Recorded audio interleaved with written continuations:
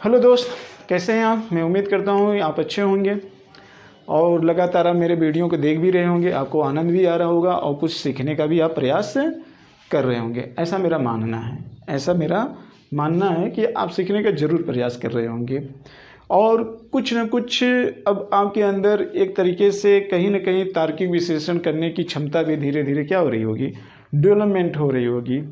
ठीक है, और आपको एक चीज़ ये भी एहसास हो रहा है कि हम पढ़ी हुई चीज़ों को या जो मैंने प्रैक्टिकल में अनुभव किया है उस सारी घटनाओं को किस तरीके से अपने भावनाओं में लाकर क्रमबद्ध रूप से व्यवस्थित करके कैसे लोगों के सामने प्रस्तुत कर सकें, जिससे कि लोग प्रेरित हो सके और मेरा व्यक्तित्व का विकास हो सके। ऐसा मैं उम्मीद करता हूँ कि आप कुछ ऐसा कर रहे होंगे या तो ऐसा सोचने का प्रयास कर रहे होंगे। आज का जो वीडियो है मेरे दोस्त, ये बहुत ही इंटरेस्टिंग है। इसको बहुत ही ध्यान से सुनिएगा, क्योंकि अब तक जो मैंने वीडियो आपके लिए बनाया है वो ज़्यादातर वीडियो जो थे वो सामाजिक से रिलेटेड थे और थोड़ा दर्शन से भी रिलेटेड था और थोड़ा राजनीति से रिलेटेड था। लेकिन आज का जो वीडियो है एक तरीके से इसका संबंध ज़्यादा से ज़्यादा प्रकृति से भी है, टेक्नोलॉजी से भी है, राजनीति से भी है। कुल मिला जुला कर सब आपस में एक तरीके से समन्वित वाला विषय है। सारे समन्वित टाइप के विषय इसमें इंक्लूड हैं। इसलिए मेरे दोस्त थोड़ा धैर्य बना के सुनिएगा। ये वीडियो थोड़ा लंबा जाएगा लेकिन बहुत ही इंटरेस्टिंग है। आपको इससे बहुत ही ज़्यादा प्रेरणा मिलेगी। ठीक है मेरे दोस्त, तो इस चीज़ को बहुत ही ध्यान से सुनिएगा, बहुत ही ध्यान से सुनिएगा, बहुत ही ध्यान से पढ़िएगा और बहुत ही ध्यान से समझने का प्रयास करिएगा। धैर्य बना के सुनिएगा, हो सके तो दोबारा भी सुनने का आप प्रयास करिएगा। बहुत मज़ा इसमें आने वाला है। ठीक है, ओके। तो आइए पहले हम इस चीज़ को पढ़ते हैं, पढ़ने के बाद फिर इसके भाव को निकालते हैं, फिर हम एक निष्कर्ष तक पहुँचने का प्रयास करेंगे। तो आइए दोस्त इस चीज़ को देखते हैं, हम पढ़ते हैं। भारत देश दुनिया के सभी देशों में सबसे मजबूत देश बनकर उभर सकता है। बस लोग अपने मन से बादशाहत की भावना निकाल दें और अपने काम को अपना शौक बना लें। हाँ दोस्त, अपने काम को क्या कर लें, शौक बना लें और जो अपने अंदर की बादशाहत है उसको निकाल दें। अपने काम को शौक बना ले, यानी कि रुचि बना ले, न कि शौक। शौक मतलब क्या कि किसी काम करने से पहले एक तरीके से तनाव ले लेना, बोझ। ठीक है मित्र, तो काम को अपना शौक बना ले, न कि शौक। लोगों का बादशाहत होने के पीछे कारण भारत की जलवायु है। लोगों का बादशाहत होने के पीछे कारण भारत की जलवायु है, न कि इनकी बुद्धि। क्या बात कर रहे हैं सर। ठीक, ये बात कैसे है दोस्त, अभी मैं इस चीज़ को समझाने का प्रयास करूंगा। के पीछे कारण भारत की जलवायु है, न कि इनकी बुद्धि। यदि भारत की जलवायु दुनिया के किसी भी देश की तरह हो जाए तो भारत को इतनी बड़ी और अधिक चुनौतियों का सामना करना पड़ेगा जिसकी आप कल्पना नहीं कर सकते हो। जी हाँ, अभी इसको समझेंगे, आप कल्पना नहीं कर सकते हो। इसलिए इस भारतीय प्रकृति की महत्व को समझने का प्रयास करें, अर्थात इससे पहले जलवायु परिवर्तन हो आप परिवर्तित हो जाओ। ठीक है, जलवायु परिवर्तन होने से पहले आप परिवर्तित हो जाओ। ठीक है मित्र, परिवर्तित हो जाओ, तभी आप अपने आप को सुरक्षित रख पाओगे और यह सुरक्षा तब अस्थायी रहेगी जब आप समाज और प्रकृति के बीच समन्वय बनाते चलोगे। जी मित्र, इस चीज़ को भी समझिएगा, आप बनाते चलोगे। परंतु मैं जानता हूँ यह संदेश प्रभावित नहीं हो पाएंगे। क्यों? यदि ऐसा होता तो हमसे पहले भूत में न जाने कितने महान आत्माओं ने कहा है उपरोक्त विचारों को। जी हाँ मित्र, समझिए इस चीज़ को। महान आत्माओं ने कहा है उपरोक्त विचारों को, तब भी ये संदेश अभी उतना प्रभावित नहीं हुआ है जितना कि होना चाहिए। जो मैं यहाँ आज आपको बता रहा हूँ, इससे पहले न जाने भारत में कितने महान पुरुष इस बात को बता चुके हैं, परंतु उस पर बहुत विशेष रूप से अमल नहीं किया जा रहा है। क्योंकि लोग महात्मा गांधी के दिए गए सिद्धांतों और महात्मा बुद्ध के दिए गए सिद्धांतों को 90% अवहेलना करते हैं, 10% भी नहीं मानते। अगर 10% भी मान जाए तब भी लोग स्वयं सुरक्षित होंगे और दूसरों को भी सुरक्षित करेंगे। ठीक है मित्र, अब देखिए, अब इसके हम भाव को समझते हैं और समझने का प्रयास करते हैं कि इसका क्या मतलब है, इसका अर्थ निकालने की पूरी तरीके से कोशिश करेंगे। देखिए मित्र, यहाँ पे कहा गया है कि यहाँ के लोग जो बादशाहत अपने आप को ज़्यादातर देखेंगे, लोग अपने आप को बादशाहत कहने का प्रयास करते हैं। अगर यहाँ के लोगों से कुछ भी राय पूछो तो राय देने के लिए बहुत ज़्यादा तैयार रहते हैं, लोगों को दिशा देने के लिए बहुत तैयार रहते हैं, लेकिन जब खुद की काम करने की पारी आती है तो वो खुद वो काम नहीं करते हैं और खुद बताई हुई चीज़ों का सही तरीके से पालन नहीं कर पाते हैं। अधिकांश लोगों के अंदर ये चीज़ें देखने को मिलती हैं। ठीक है मित्र, इसके पीछे कारण क्या है? इसके पीछे कारण ये है, आप देखते हो अनावश्यक रूप से ज़्यादा लोग अपना समय इस तरीके से भारत में बर्बाद करते हैं, जिसके वजह से भारत एक तरीके से तकनीकी रूप से डेवलपमेंट नहीं हो पा रहा है।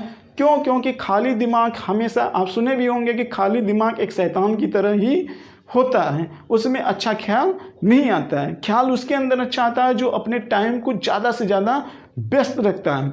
ठीक है मित्र, तो एक चीज़ ये है कि यहाँ पे बादशाहत होने के पीछे कारण है क्या? भारत की जलवायु। और एक शब्द मैंने ये भी कहा है कि अगर भारत की जलवायु न हो तो यहाँ के लोगों के बुद्धि का, जो अपने आप को बुद्धिमान बताते हैं, उनके बुद्धि का कोई मतलब नहीं। और एक चीज़ मैं आपको बता देना चाहता हूँ कि इस देश में जितने भी महापुरुष हुए हैं, जितने भी बुद्धिमान व्यक्ति हुए हैं, उन सबके पीछे कारण भारत की जलवायु है। और जो आवारा और आलसी टाइप का व्यक्ति अपने आप को बादशाहत घोषित करता है, उसके भी पीछे भारत की जलवायु है। तो इस चीज़ को समझने का प्रयास करिएगा मित्र। दूसरी तरफ मैंने इसमें क्या कहा है? दूसरी तरफ मैं इसमें ये कहा है कि अगर भारत देश की जलवायु किसी दूसरे देश की जलवायु के तरह हो जाएगी तो भारत को इतनी चुनौतियों का सामना करना पड़ेगा कि आप उसकी कल्पना नहीं कर सकते हो मित्र। जी हाँ, उसकी कल्पना नहीं कर सकते हो। क्यों नहीं कर सकते हो? क्योंकि इसलिए नहीं कर सकते हो कि भारत इतनी ज़्यादा जनसंख्या वाला देश है। और भारत की जलवायु किस तरीके से? भारत, आपने नाम सुना होगा कि भारत एक कृषि प्रधान देश है। अब इस चीज़ को उसके समझते हैं कि लोग अपने आप को बादशाहत क्यों कहते हैं, लोग अपने आप को यहाँ बड़े बड़े महापुरुष क्यों उत्पन्न हुए हैं। और तीसरी चीज़, दूसरी जलवायु दूसरे देश की तरह अगर भारत की जलवायु हो जाएगी तो यहाँ के सामने बहुत चुनौतियाँ, भारत के सामने बहुत चुनौतियाँ आ जाएंगी। तो 3 तरीके की इसमें मैंने आपको फैक्टर बताया है दोस्त, कि आखिर में यहाँ पर इसको देवभूमि क्यों कहा जाता है, आखिर में देवभूमि शब्द का उपयोग यहाँ पे क्यों किया जाता है, उस चीज़ को जाने। और आम नागरिक जो अपने आप को, जो आम नागरिक हैं वो अपने आप को बादशाह क्यों कहता है, इस चीज़ को हम जान लेते हैं। और तीसरी चीज़ें मैंने आपको कहा है कि अगर भारत देश की जलवायु जो है ये दूसरे देश की जलवायु की तरह हो जाए, तो भारत के सामने कई बड़ी चुनौतियां आ सकती हैं। जी हाँ, तो तीनों चीज़ को समझते हैं। देखो मित्र, भारत को देवभूमि का मतलब एक अच्छे बुद्धिमान जीव, एक रिसर्चर व्यक्ति भारत में पैदा हुए। क्यों? कारण ये है कि भारत जैसे जलवायु में जितनी ज़्यादा जैव विविधता है, जितनी ज़्यादा सामाजिक विविधता है, उतनी ज़्यादा विविधता दुनिया के किसी भी देश में नहीं है। ठीक है मित्र, तो इसलिए विविधता जहाँ ज़्यादा होती है, सीखने का चांस वहाँ पे ज़्यादा बनता है। बस आपके अंदर एक दार्शनिक दृष्टिकोण पैदा हो जाए तो आप विविधता में बहुत ज़्यादा सीख सकते हो और समाज को कुछ न कुछ दे भी सकते हो एक तकनीकी का उत्पादन करके। इसीलिए यहाँ पे देव का जन्म हुआ। ये इसको देवभूमि इसीलिए कहा जाता है। इसके पीछे कारण क्या है? प्रकृति है। क्यों प्रकृति? इसलिए क्योंकि यहाँ विविधता है, और जहाँ विविधता रहेगी वहाँ सीखने के चांस बहुत ज़्यादा रहते हैं, क्योंकि वहाँ पे चैलेंज भी बहुत ज़्यादा होता है। तो इसलिए इसको हम देवभूमि के नाम से जानते हैं। दूसरी चीज़ मैंने ये कहा दोस्तों, आम नागरिक अपने आप को बादशाह क्यों समझता है? तो इस तरीके से समझ लीजिए मेरे मित्र, दुनिया के बहुत सारे ऐसे देश हैं जहाँ पर कृषि नहीं हो पाती है, जहाँ पर सिर्फ पर्वत हैं, पठार हैं, वहाँ पे विभिन्न प्रकार के फसल नहीं हो पाते हैं। और कुछ देश अगर फसल करते हैं तो एक नई तकनीकी और डेवलपमेंट कर पाते हैं, नई तकनीकी उनको आविष्कार करना पड़ता है। और हमारे देश में बिना तकनीकी डेवलपमेंट करते हुए उस फसल का ज़्यादा से ज़्यादा उत्पादन हो जाता है। तो उसके पीछे कारण क्या है? भारत की जलवायु। यही जलवायु है कि जिसके कारण भारत को एक कृषि प्रधान देश कहा जाता है। क्यों? क्योंकि ज़्यादा से ज़्यादा यहाँ की जनसंख्या किस पर निर्भर हुई है? कृषि पर निर्भर हुई है। जब इंसान का पूरी तरीके से पेट भरता रहता है तो वो आगे बढ़ने की प्रेरणा कहाँ से लेगा? उसके सामने चुनौतियाँ कहाँ से आएंगी? इसलिए लोग अपने आप को बादशाह समझते हैं। तो इस भ्रम को निकालना पड़ेगा। आज की जो चुनौतियाँ वो बहुत भयंकर होती चली जा रही हैं, इसलिए इस भ्रम को निकाल कर मुझे कुछ न कुछ तकनीकी के बारे में समझना होगा, कुछ मुझे इस पर विचार करना होगा, ताकि आने वाले भारत को हम एक नई दिशा बना सकें और दुनिया के सभी देशों में हम इसको आगे बढ़ा सकें। तो मित्र, मुझे लगता है कि ये बातें अभी तक आपको इतना समझ में आ गई हैं। दूसरा स्टेप ये है कि हम भारतीय प्रकृति के महत्व को समझने का प्रयास करें। इस बात को समझते हैं, प्रकृति का महत्व का मतलब कि हम भारत की प्रकृति को समझें। प्रकृति का मतलब यहाँ की नदियों को, यहाँ के पठारों को, यहाँ के पर्वतों को, यहाँ के लोगों को, यहाँ विभिन्न प्रकार के फसलों को, वनों को, सबको समझें और समझने से कुछ सीखें और एक नई तकनीकी का आविष्कार करें और उसको ही मेंटेन बना कर रखें। लेकिन दोस्त, हो क्या रहा है?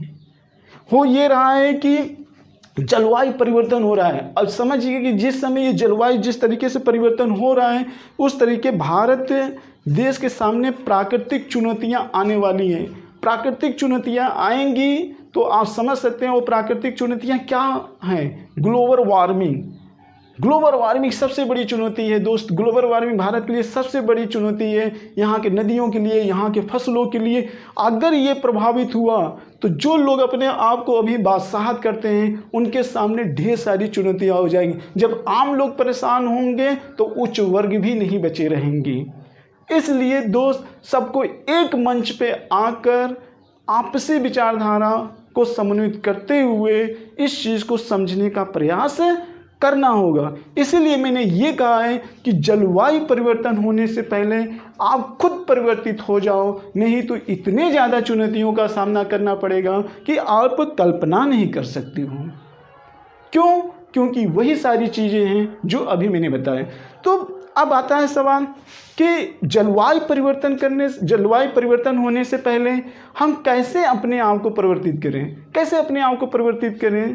ठीक है, तो पहला काम ये है दोस्त कि अपने अंदर से बादशाहत निकालने की, अपने अंदर की बादशाहत निकालने की। क्योंकि कोई चीज़ स्थायी नहीं होती है, इसलिए बहुत ज़्यादा निर्भरता बनकर नहीं रहना चाहिए।